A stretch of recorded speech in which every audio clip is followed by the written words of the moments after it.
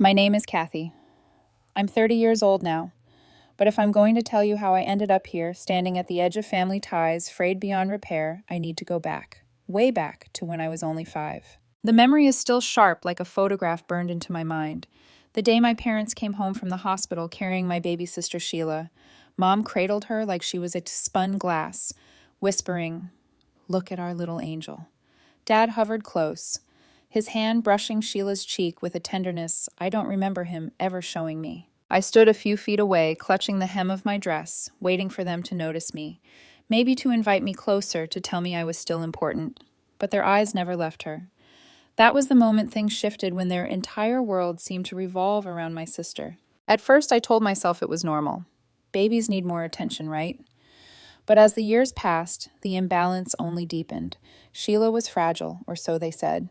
Always sick colds, fevers, ear infections. Every time my parents turned the house upside down in panic. Medicines lined the counters, thermometers beeped endlessly, and I watched them hover over her bed with the kind of devotion I craved. And me, I became the convenient scapegoat. "Kathy, did you leave the window open in Sheila's room?" Mom's voice once sliced through the quiet of the house when I was only 7. I froze. I hadn't even stepped foot in Sheila's room that day. No, Mom. Her look was sharp, dismissive. "You need to be more careful. Your sister can't afford to catch a chill." I bit back the words I wanted to scream. That I wasn't careless. That Sheila wasn't the center of the universe. But in our house, it didn't matter what was true, only what kept Sheila comfortable. One afternoon in the backyard when I was 9, Sheila insisted on climbing the old oak tree. I warned her, told her it wasn't safe, but she just laughed and scrambled up the trunk. Seconds later, she slipped, scraping her knee hard against the bark. Her wails echoed through the yard, and my parents rushed out. Dad swept her into his arms while Mom spun toward me, eyes blazing. "Kathy, how could you let this happen? Why weren't you watching her properly?" My chest tightened, but I told her not to climb. "You're her big sister," Mom snapped. "You're supposed to protect her." That night, Sheila was propped up with pillows, a fresh bandage on her knee, a new stuffed bunny in her arms, and a bowl of ice cream balanced on her lap. Meanwhile, I stood at the kitchen doorway watching Mom hum softly as she washed the dishes. I took a step forward. "Mom." I began carefully, my voice barely above a whisper. "It's not fair. I try to take care of Sheila, but you always blame me when anything happens, even when it's not my fault." Her hand stilled in the soapy water. For a moment, I thought maybe she would turn, pull me into a hug, admit I was right. But when she looked at me, her expression was unreadable, something between irritation and pity. "Life isn't fair, Kathy," she said flatly. "You're older. You need to be responsible, patient. That's just how it is." And just like that, the conversation ended. I never brought it up again. As Sheila grew older, she stopped getting sick so often. But the favoritism didn't fade. To them, she was still the angel, the joy, the one worth celebrating. I became the shadow, expected to give way, to endure, quietly to understand. By the time I hit high school, I had perfected invisibility. Good grades, no trouble, no demands. If I excelled quietly enough, maybe I'd at least escape their disappointment. But at night, staring at the ceiling, I couldn't shake the question that had begun to gnaw at me since I was 5. If Sheila was the angel, what did that make me? I didn't know it then, but that unanswered question would follow me into adulthood, shaping every choice, every sacrifice, and every quiet rebellion still to come. By the time I reached high school, I had stopped trying to compete for attention. Competing with Sheila was like chasing the sun. I would always be left in the shadows. So I focused on what I could control: my grades, my independence, my ability to survive on my own terms. Sheila, meanwhile, glided through life like she was walking on a carpet my parents rolled out for her. They paid for tutors, trips, anything she wanted. When she struggled with math, Dad stayed up late, quizzing her, patient and encouraging. When I needed help with my own assignments, I learned quickly that I was on my own. Scholarships became my lifeline. I worked part-time jobs through high school and college, piecing together money for tuition, while Sheila's education was fully covered by our parents. I didn't resent her exactly, not yet, but there were nights when I stared at my reflection and wondered why my effort never seemed to matter. There was one thing that kept me hopeful: the country house. My parents had owned it for years, a small 2-story home tucked an hour outside the city. The first time I saw it, I was 12, and the place felt like magic. Tall trees surrounding the property, a little stream humming along the edge, the kind of peace I had never felt in our cramped city home. Every summer, we spent a week there. Sheila would sit on the porch with lemonade while I chased fireflies until dusk.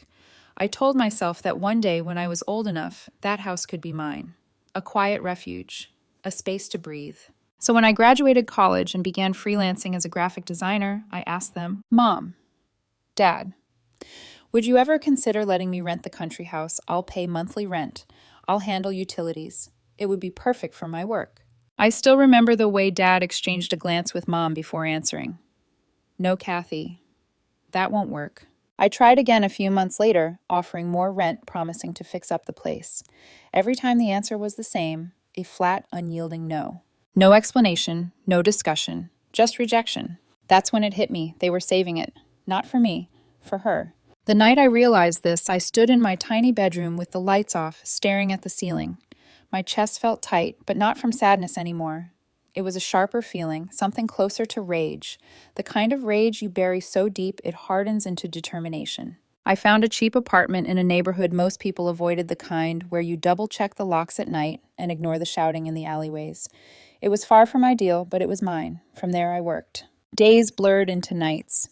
I built my portfolio, took on every freelance project I could get, skipped vacations, skipped luxuries. While Sheila partied through her business degree, I saved every penny. It took 8 years, but when I was 30, I signed the papers for a 3-bedroom apartment. The place wasn't glamorous, no countryside stream, no sprawling yard. But when I held the keys in my hand, my chest swelled with a pride no one could take away. For once, I had something that wasn't handed to me or taken away, something I earned. But even in that victory, a shadow lingered. At family dinners, Mom and Dad whispered about Sheila's future. She's going to do great things, Mom said one evening, watching Sheila scroll on her phone. We just need to make sure she has the right support.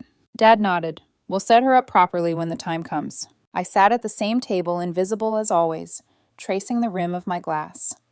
The country house flickered in my mind like a cruel reminder. They were saving it for her. They always had been. And I didn't know it then, but the day they finally revealed their decision would cut deeper than any rejection I had endured so far. That year, Christmas carried a kind of tension I couldn't name. My parents loved hosting, so the house was packed. Relatives, old family friends, laughter echoing through the rooms. I came armed with a bottle of wine and a tray of cookies I baked myself. Nothing fancy, but it mattered to me. Sheila swept in an hour late, trailing a man I had never seen before. He was tall, broad-shouldered, his smile too polished, his laugh just a little too loud. His watch gleamed under the chandelier, the kind of brand I couldn't pronounce, and he shook hands like someone used to being admired. Everyone, Sheila announced with a flourish, "This is Ryan. We've been dating a few months." He winked at her, then let his gaze drift over the room like he already owned it. Something in my gut twisted. Dinner was noisy, filled with clinking glasses and overlapping conversations. I sat near the end of the table, listening more than speaking, sipping my wine in measured intervals. I noticed Ryan's hand resting possessively on Sheila's thigh. I noticed how my parents' eyes sparkled when they looked at the two of them. When dessert plates were cleared, my father tapped his glass with a spoon. The room hushed. My mother stood beside him, one hand clutching Sheila's. Their faces glowed with pride. "We have an announcement to make," Dad said, his voice thick with joy. I felt my pulse quicken. Announcements in our family never went well for me. "We're giving our country house," he continued, pausing for effect, "to our beloved daughter Sheila, our angel, our joy." Applause erupted around the table. Aunts clapped, uncles raised glasses, cousins murmured congratulations. My breath caught like someone had punched me in the chest. The house I had begged to rent, the house I had dreamed of as my sanctuary. They hadn't even considered me. Mom beamed, adding, "Sheila and Ryan are getting serious, and we think they'll be making things official soon. We're hoping for a grandson before too long." She winked at them, the room buzzing with cheers and laughter. My gaze dropped to the tablecloth. No one noticed me, frozen in my chair, wine glass trembling slightly in my hand. Then Mom turned her smile suddenly brittle. "And Kathy, we didn't forget you." She pushed a small package across the table. It was wrapped hastily, the paper torn at one corner. I peeled it open, under the watchful eyes of relatives. Inside sat a coffee maker, a cheap off-brand model I'd seen in the clearance aisle of a discount store last week. A few cousins glanced between my gift and Sheila's house deed, their smiles faltering. I forced my lips into a polite curve. "Thank you," I murmured, my voice thin. Ryan leaned back in his chair, smirking as if he'd won something. He kissed Sheila's temple, whispering something that made her giggle. I swallowed the bitterness clawing at my throat. I wanted to scream, to demand why my years of effort, sacrifice, and quiet endurance meant nothing. But I knew better. Nothing would change, not in their eyes. Still, as I sat there with my bargain bin coffee maker, a thought burned quietly in the back of my mind. Ryan's laugh was too loud, his smile too slick, his hand too tight on Sheila's arm. And if my parents were blind to it, I wasn't. For the first time, I wondered, what if Sheila's angel wings weren't as untouchable as they believed? 8 months after that Christmas dinner, I was woken at dawn by the shrill ring of my phone. My mother's voice burst through the line, ragged and frantic. Kathy, are you there? It's Sheila. She's gone. The house is gone. Everything's gone. Her sobs were so loud I had to hold the phone away from my ear. When I pressed it back, I pieced the story together in fragments. A neighbor had called to ask about the new owners. That's how my parents discovered the truth. Sheila and Ryan had sold the country house, $500,000, and then vanished. How could she do this to us? Mom wailed. $500,000, Kathy. They got it for a steal. She's ruined us. Before I could respond, Dad grabbed the phone. His voice was steadier, but laced with panic. Kathy, you need to help us find her. She could be in trouble. I sat on the edge of my bed, staring at the floor. Trouble Sheila had just pocketed $500,000. She wasn't exactly stranded on the streets. Dad, I said carefully, I have no idea where she is. She's 25 years old. She makes her own choices. Don't be bitter, Kathy, Mom snapped back on the line. Sheila was afraid you'd judge her. That's why she didn't tell anyone. There it was again, the old refrain. Even after their angel had stolen their gift, sold it, and disappeared, somehow I was still the villain in their story. My hands tightened around the phone. I have to go, I said flatly, and hung up. The silence that followed was heavy but strangely liberating. For once their chaos wasn't mine to clean up. In the months that followed, life settled into a rhythm I had never known. I poured myself into my business, hired 2 employees, even went on a few dates. The nights were quiet, the mornings steady. No frantic calls, no endless comparisons. Just me. It was the most peace I'd felt in years. But peace never lasts in my family. One Tuesday morning, just as the sun was rising, a knock rattled my door. I was expecting a delivery, a new graphics tablet for work, so I didn't bother checking the peephole. I opened it in my pajamas, coffee in hand. Good morning, sis. Sheila stood there, tanned, smiling, a little thinner, but glowing with that infuriating confidence she always carried. Beside her was Ryan, sporting designer sunglasses and a neatly trimmed beard.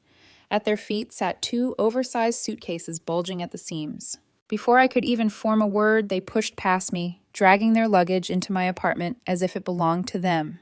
We just got in from Bali, Sheila announced, glancing around with a critical eye. Went straight to Mom and Dad's from the airport, but they don't have room. They told us to crash here. I stood frozen by the open door, the mug of coffee trembling in my hand. Ryan flopped onto my couch with a satisfied sigh while Sheila rifled through my kitchen cabinets. Got anything to eat? She called over her shoulder. We're starving. Airplane food is the worst. Oh, make us some tea, would you? We're exhausted. My mind raced.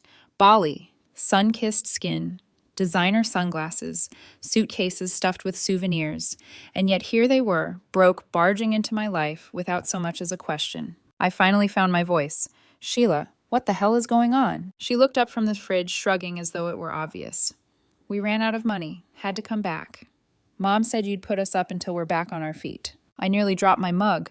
My parents. Of course. I retreated to my bedroom phone, pressed to my ear before I even shut the door. Mom answered on the first ring, her voice bright with relief. Oh, Kathy, isn't it wonderful? Our angel has come home. You should be happy she chose to stay with you. I didn't choose anything, I hissed. You sent them here without asking me. There's barely room for the 4 of us here, she replied, as though that excused it. You have that big 3-bedroom place all to yourself. It makes much more sense for them to stay with you. And how long is that supposed to take? Now, Kathy, don't put pressure on them. They're stressed with no jobs, no money.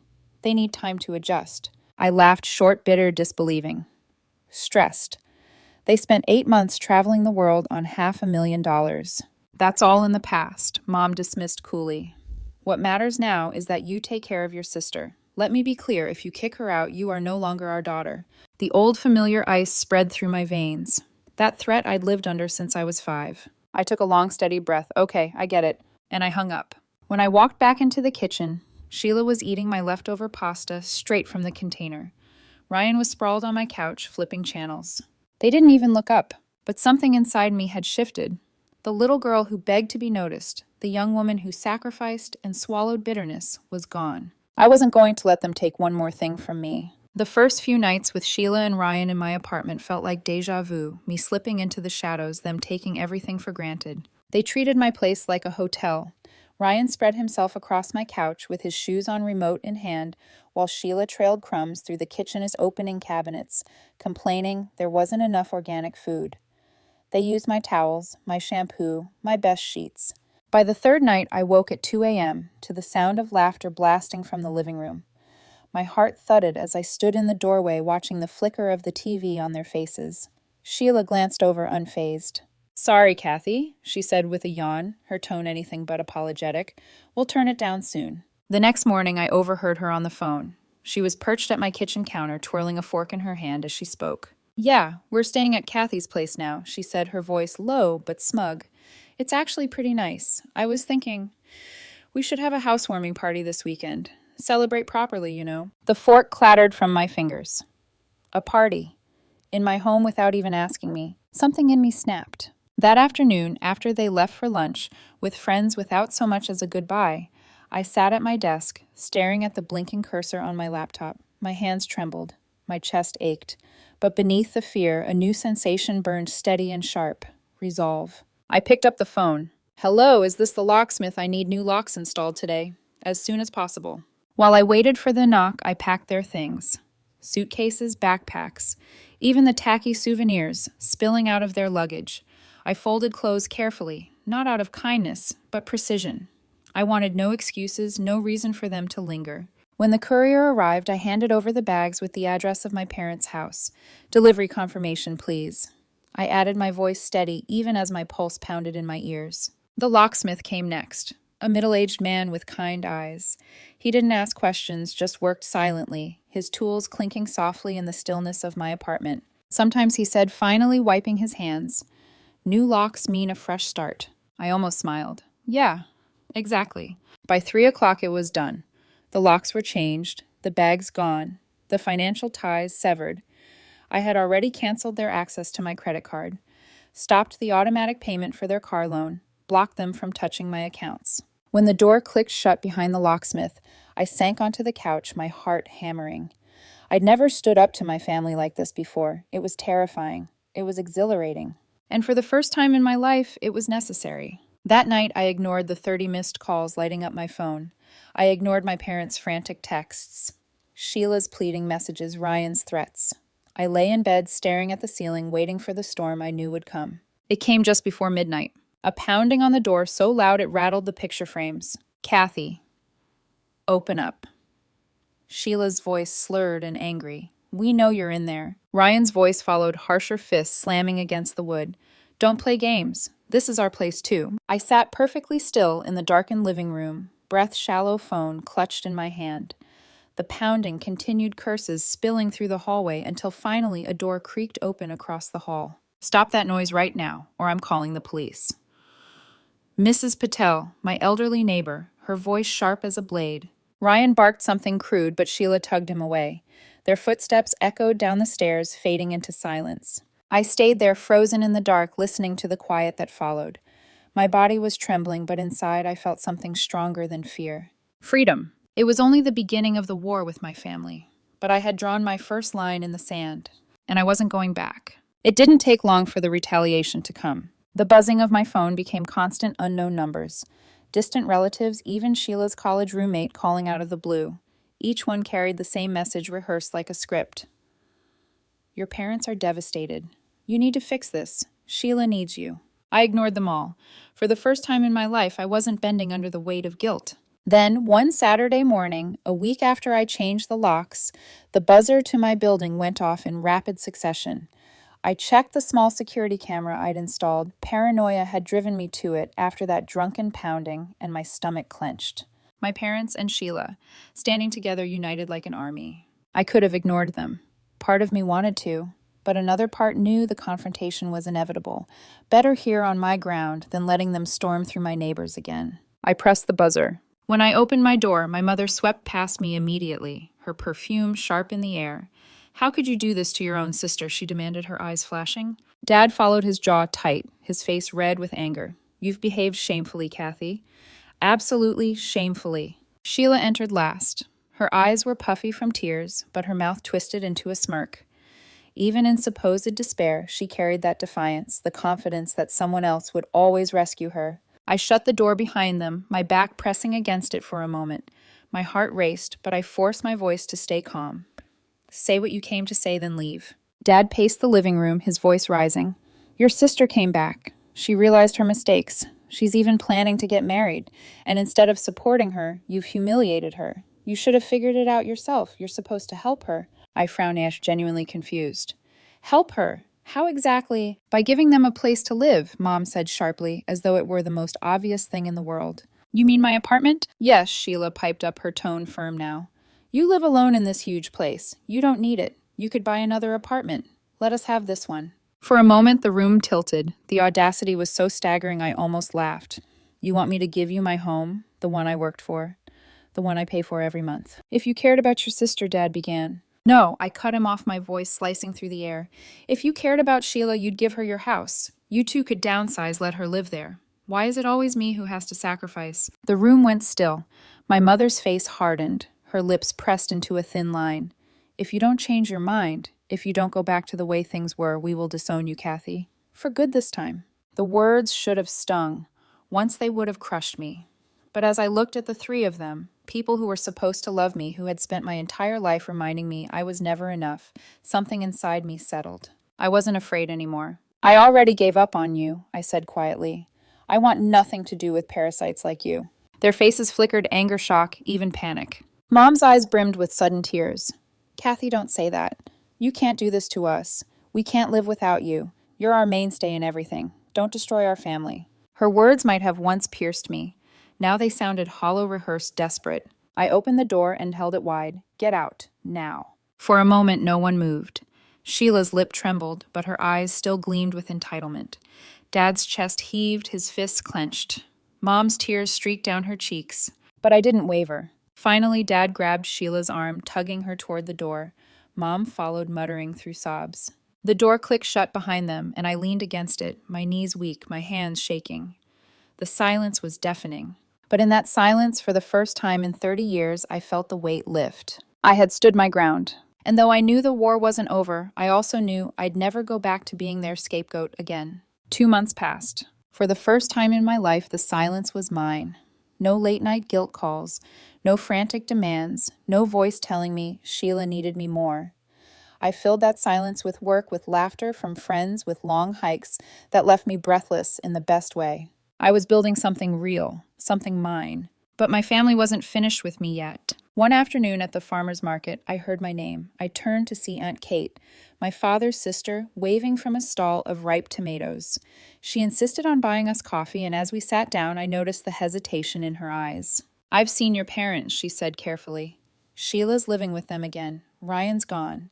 Apparently, they kicked him out after he started acting like he owned the place. I wasn't surprised. Ryan had always looked at people like stepping stones. Sheila followed him for a week, but then she came crawling back. Aunt Kate continued shaking her head. She's not working. Your parents are supporting her completely. They say it's all your fault, that if you'd let her stay with you, everything would be fine. For a moment, that old guilt stirred inside me, the reflex that had been trained into me since childhood. But then it passed, leaving only clarity. Of course they said that, I replied calmly. They've been blaming me for Sheila's problems since I was 5 years old. Aunt Kate reached across the table, her hand warm on mine. Not everyone believes them, Kathy. Some of us see what's really happening. You're doing the right thing. Her words lodged deep in me, softening something I didn't realize was still tight. For once, someone in my family saw me not as the villain, not as the backup plan, but as a person. Weeks turned into months. My parents' voices faded into rumor, carried only by relatives who tried to drag me back into the drama. I didn't answer their calls. I didn't explain myself. For once, I owed them nothing. Then, 3 months later, my office phone rang the line I used only for clients. Against my better judgment, I answered. Kathy, it's Mom. Her voice was hesitant, almost meek. We need to talk. Your sister is getting married. I waited. Silence stretched heavy and manipulative. Congratulations to her, I said finally. It's to a nice boy this time, someone with a stable job. We're helping with the wedding. She wants you there. A laugh slipped out bitter and sharp. Does she? Or do you want me there to keep up appearances? This is your sister's wedding, Kathy. Family should be together for important moments. We're not family anymore, I said quietly. You made that clear. Don't be dramatic. Of course we're family. Her tone shifted into the familiar coaxing sweetness she always used when trying to bend me. Your sister is stressed. She needs your help with planning. Maybe you could contribute financially. Your business is doing so well. And there it was. Not an apology, not recognition of how they had treated me. Just another demand, another expectation that I would bleed myself dry for Sheila's sake. No, I said simply. A stunned pause. What do you mean, no? I mean, no. I won't be at the wedding. I won't pay for it. I won't plan it. No. Her voice sharpened. After everything we've done for you. What exactly have you done for me, Mom? I cut in. Name one thing. The silence on the line was deafening. Finally, she whispered, We raised you. Yes, I said. The bare minimum required by law. And now I get to choose who I spend my time and money on. I choose not to spend either on people who have always treated me as less valuable than Sheila. You're being selfish. A slow smile spread across my face. No, Mom. For the first time in my life, I'm being fair to myself. And I hung up. That night, I sat on my balcony, the city lights flickering against the horizon, a glass of wine in my hand, cool air, brushing my skin. I let myself breathe, really breathe for the first time in decades.